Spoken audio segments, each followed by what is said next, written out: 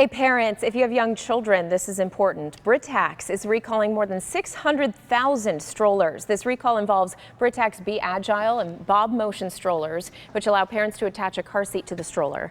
Britax says it's received 33 reports of car seats unexpectedly disconnecting and falling to the ground. Some children were hurt in that process. You want to call the company for a free repair kit for the single strollers. If you have a double, you want to stop using it with that car seat.